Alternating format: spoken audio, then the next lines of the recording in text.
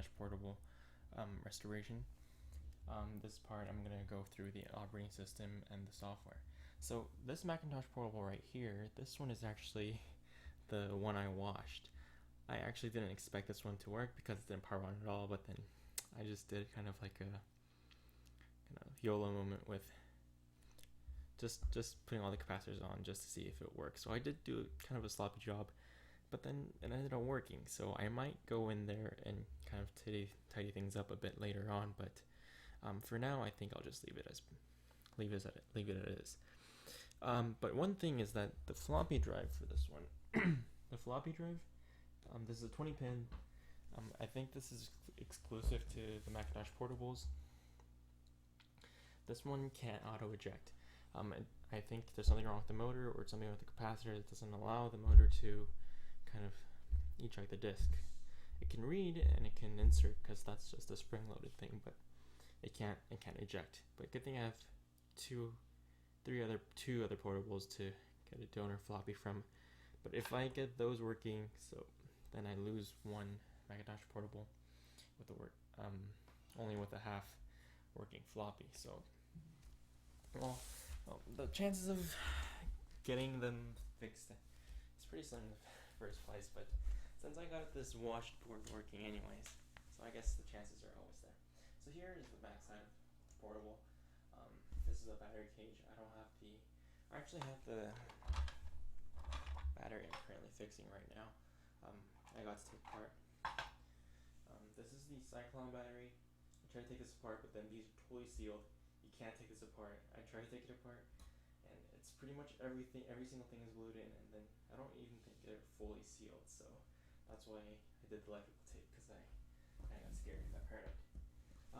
So basically the same thing for these two. This one actually works too. Turns on, reads from floppy, ejects from floppy. This one also works now. This is the one we washed. It's really clean. This one's actually not that clean in comparison because it never got washed, but don't want to risk it when I actually got this working. So here, I believe this is the floppy that works right now. So I'm just going to put this in the floppy cage.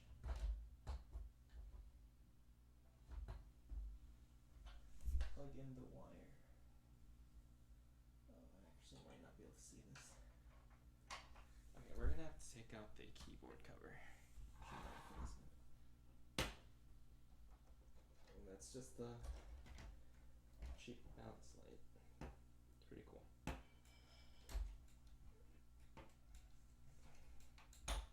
Okay, so this keyboard cover, or front cover? Front cover comes out pretty easy. So this is the keyboard, latches out over here, keyboard cable, mouse cable. These are interchangeable so that even left-handed users can use this computer as well. This is the display cable. It's the blue connector right here that leads up to the display. It's the power connector. It's routed all the way back there to this battery cover right here. Floppy cover. There's actually two floppy connectors. I don't know if you can see this, but two floppy connectors right there and one hard drive slot. That's because some of the Macintosh Portables came with two floppy drives instead of a hard drive. So, and I think you can do that, but then the back cover needs to have two slots for the floppy drives to get in. Let me just put this in. This is really hard. Okay. Come on. One side's in.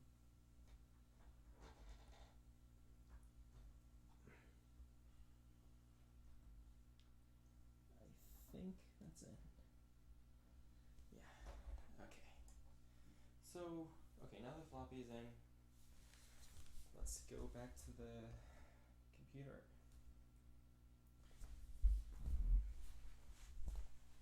Oh, actually, I should have turned on the full webcam view for this. Sorry about that. I guess it doesn't really matter. So let me just do the tour again with the only webcam view. So here it is, bigger picture. So here's the keyboard again. It's pretty clean. Trackball, need to clean that. Connectors, power cable routed all the way back to the battery cover. Display cable, display. Speaker right here. And the speaker cable right here. basically it's kind of like a beeper, but you can do a little bit more than that. Here's the floppy disk, floppy cable, 2 floppy connectors right here, 1, 2, 1 hard disk connector. All of the SCSI internal hard drive and floppy ports are custom to the portable. The hard drive uses a 34-pin floppy connector, while the floppy uses a 20-pin connector.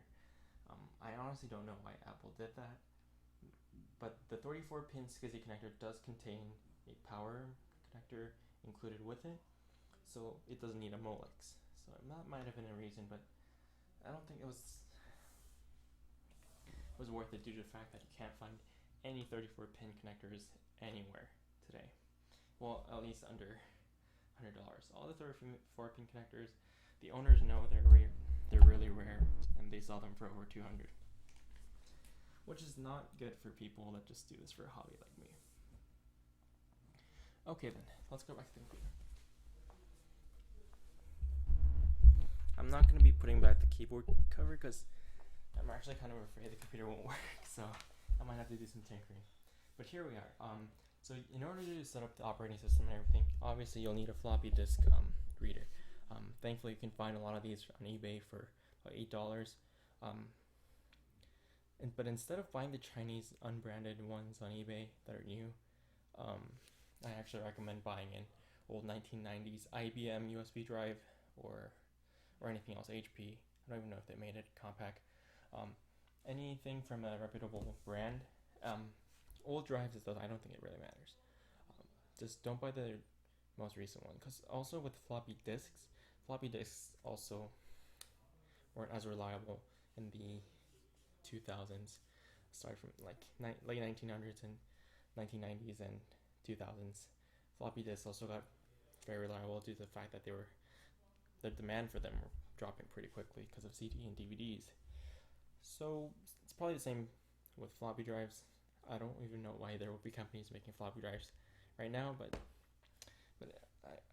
I'm not sure. Just buy the branded ones from a long time ago. So first you need to do is download something called HFV Explorer. It's like an Apple. What this allows you to do is format floppy disks into an Apple format, Macintosh format, and then you can also use this to write images from Apple.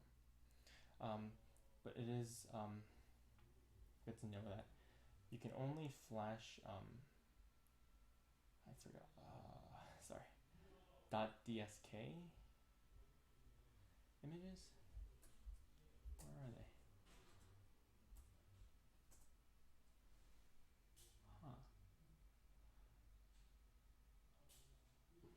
Oh, I think various programs I installed on here doesn't let me see the file, so let's just start with HFV. Here's HFV. Basically, here's the floppy drive, here's your C drive. Let me get a... So here's the floppy drive. Okay. So here's the floppy drive I'm using. It's from Martin Middle School, IBM, USB. And here is a spare Fujifilm floppy from possibly the 1990s, probably 1999. I also have a Sony one. eBay sells these new floppies right here. It's still wrapped. It's from 1995. It says it's right on the side of the packaging, so it's kind of really cool when you see old products still wrapped in the new packaging. Okay, so slide it in there. It's gonna start reading. And also, when you buy floppy drives, doesn't really matter if they're formatted to IBM or not, because you can always just format them back. Which HFV, I could only find IBM formatted floppy, so I was kind of worried, but then turns out it can.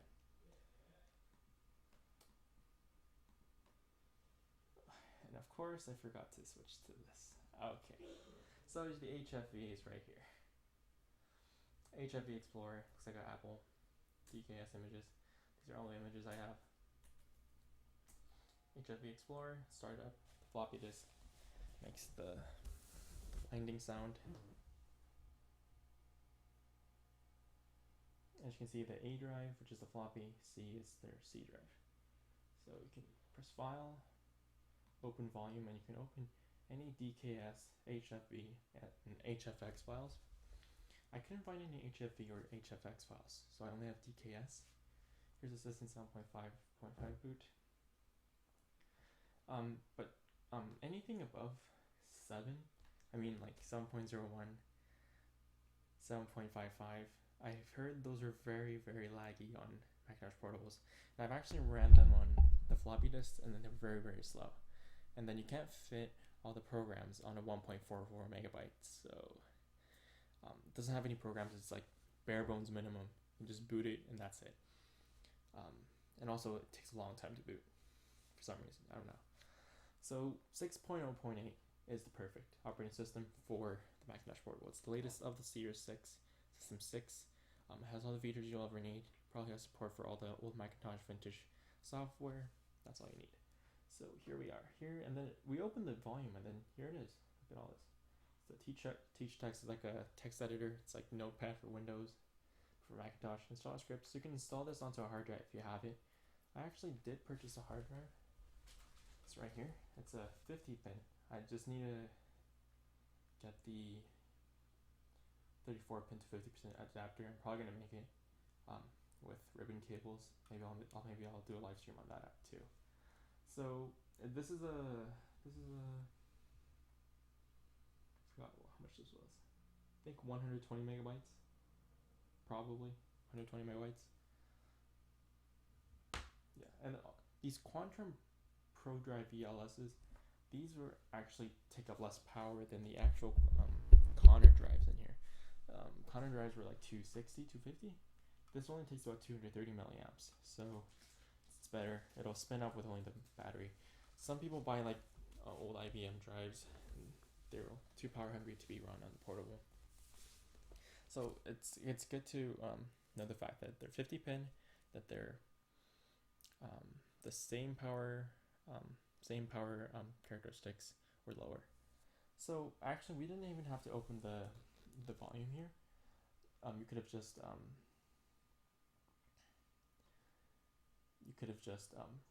written directly. But if you wanted to see, after you downloaded it, you want to see if everything was in there, you can do that. And you can format new volume.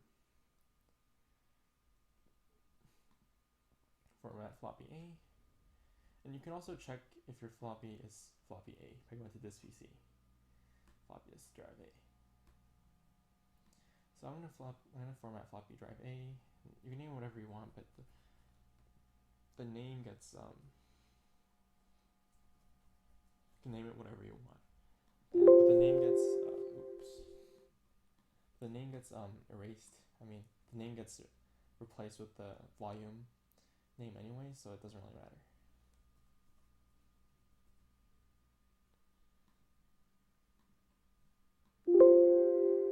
Really?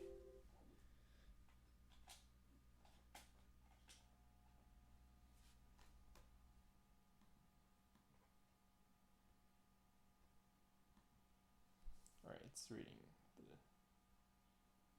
drive. I mean the disk.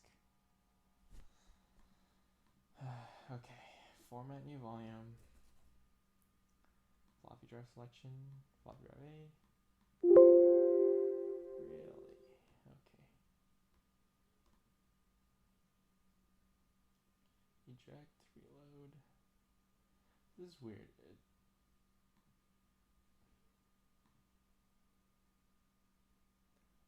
Oh, you can also. Okay. Let's give a name.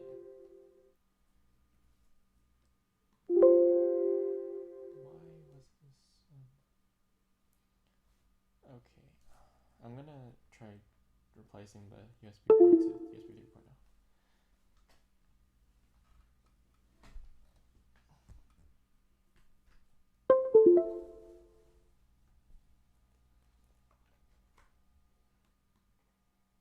There we go.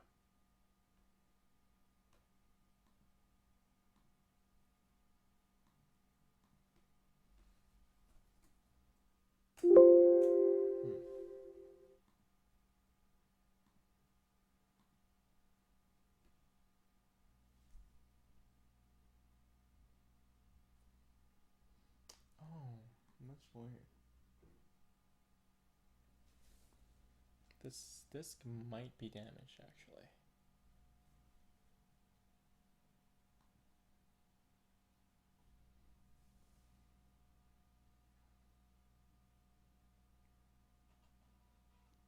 Nope, I definitely hear something reading.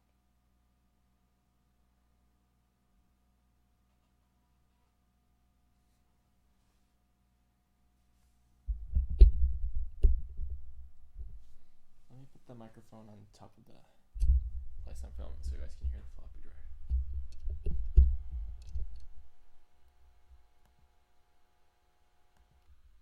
Oh, so there we go. It's still good format.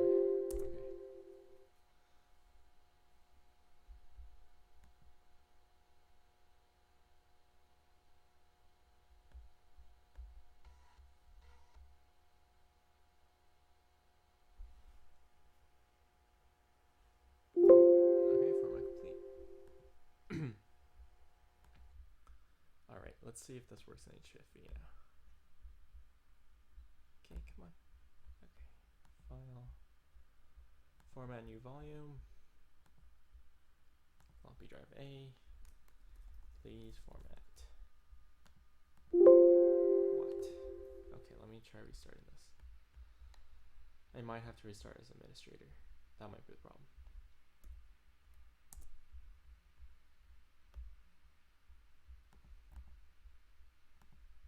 I've actually done this before, so I don't know why this isn't working. Max icon. What? Yes. Okay. Okay, there we go. It's detected now. Format new volume. Plus. What? Okay. I don't care about updates. So it's obviously reading the floppy, so okay, let's try just writing to the volume directly. Okay, so let's do disk 608.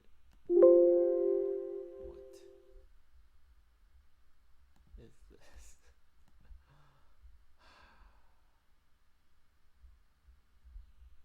It's there. It's working. Why isn't it formatting?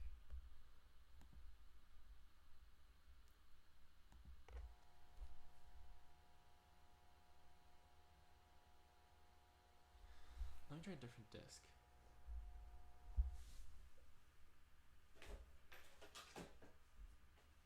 Actually, I have a handful of disks, so it shouldn't be. Let's use a gray one for the Macintosh feel.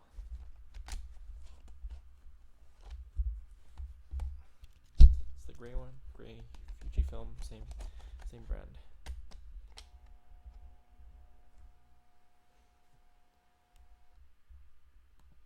Let's try formatting.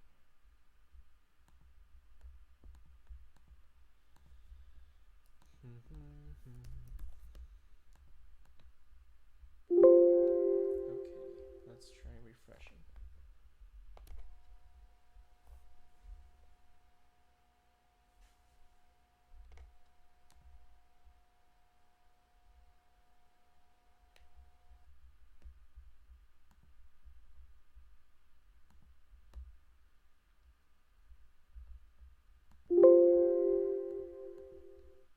Huh.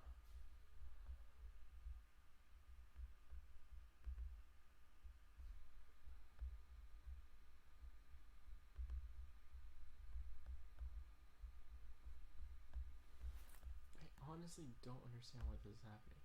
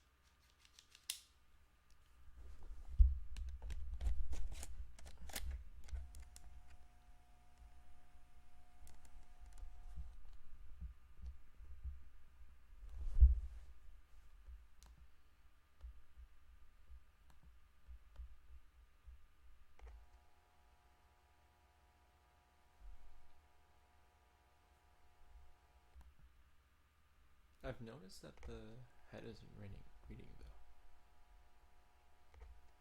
Oh wait, it is. It's definitely reading. 512 bytes per second. Huh. Okay. Can I read from a phone? Huh.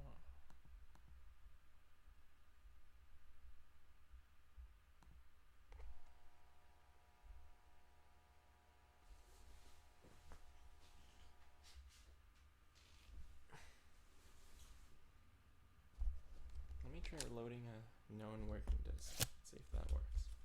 This one contains System 6.0.8.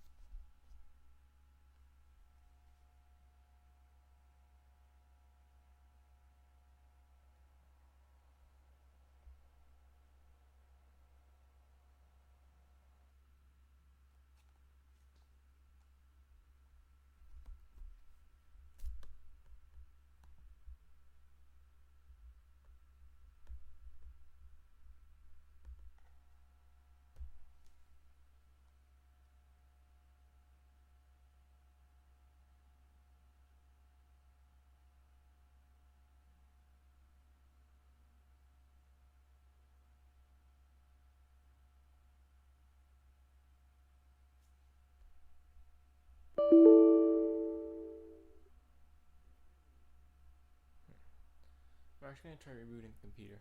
I'll be right back.